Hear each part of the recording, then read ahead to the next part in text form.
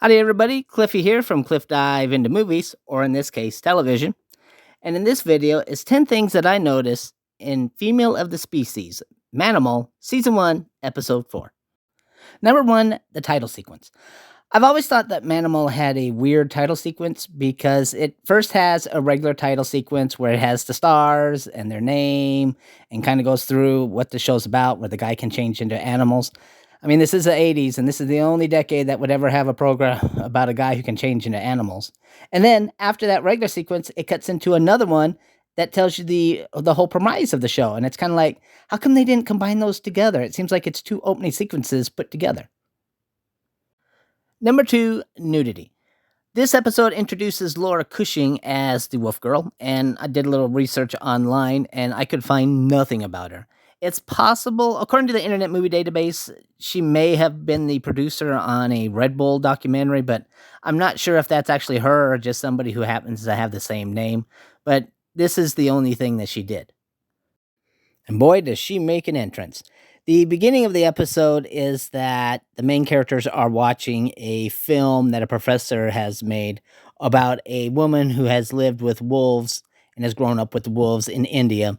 It's the Jungle Book, but she goes completely naked. She doesn't wear any clothes, and the sequence is her running around as they catch her, which is interesting. I mean, you got to remember, this is Friday night, 8 o'clock in the 80s. This is a prime time family program, and when the character is going around naked. And in fact, in a couple of the shots, it's full frontal, which nowadays, I can't even imagine them doing it nowadays.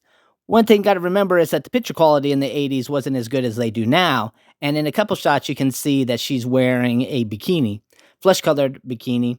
And the hair, she's probably got like a sports bra, but they make sure that the hair covers the breast. But this is a very interesting choice for a 1980s children's or a family program.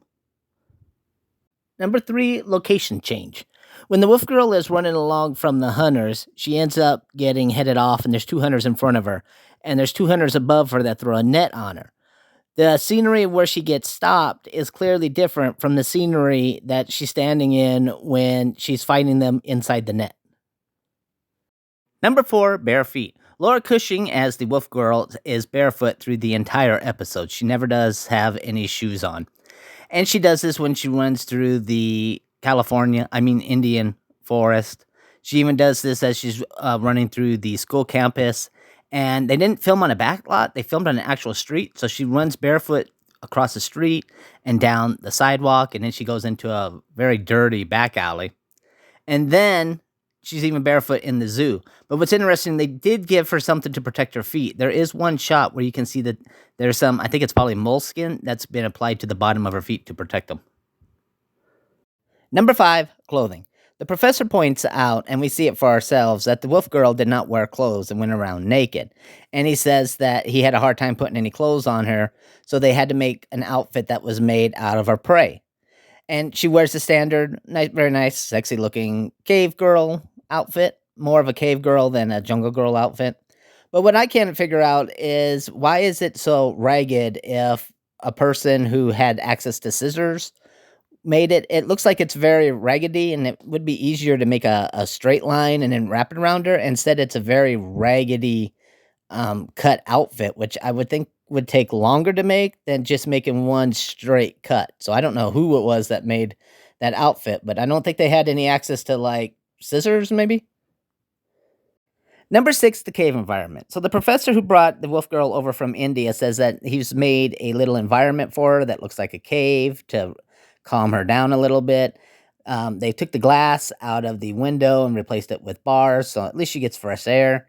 They made the walls look like it's a cave. But what I can't figure out is, why does it have the storage boxes in there? How does that make her feel better? Because I'm pretty sure storage boxes are not part of her natural environment.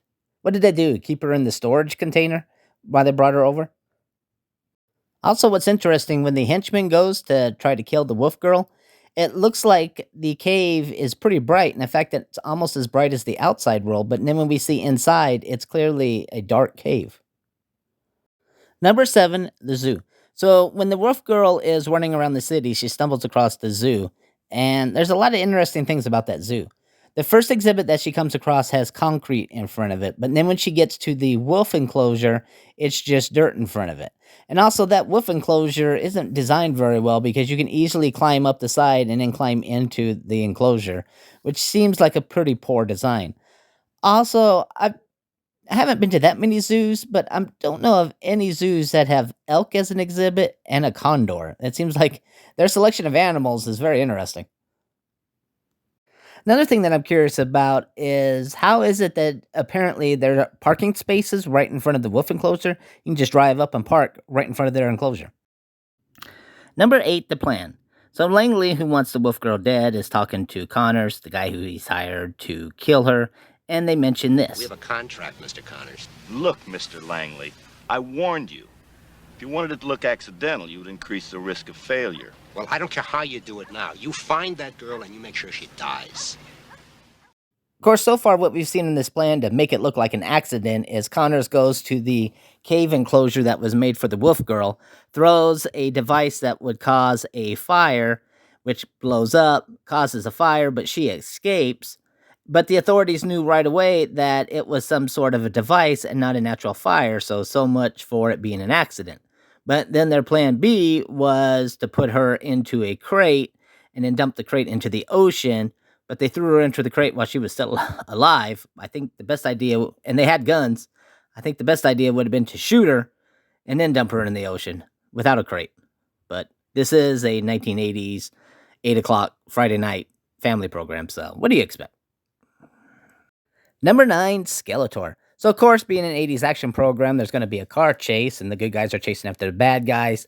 And this semi truck or delivery truck ends up blocking the good guys' way. Turns out it's a truck for a toy company, and they get an idea to use toys in order to get Wolf Girl to remember what happened to her. And apparently, the company makes cheap toys. There's a boat, some standard generic animals, a family, and Skeletor, which is made by a major company. He doesn't have any of his accessories or anything, but it seems weird that this company would make cheap toys and then somehow have one Skeletor figure.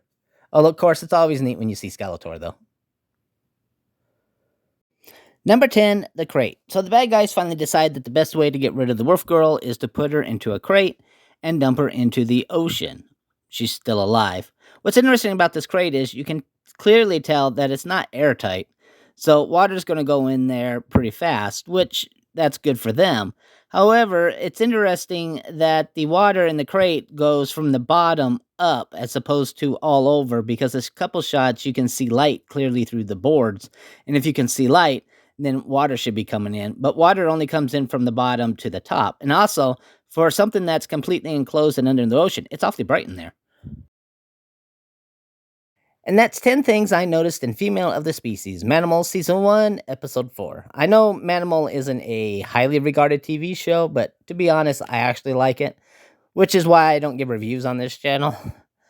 In the comment section, let me know what you thought of the show and what you thought of Female of the Species. My name's Cliffy. I hope you like this video as much as I like making it, and catch you later.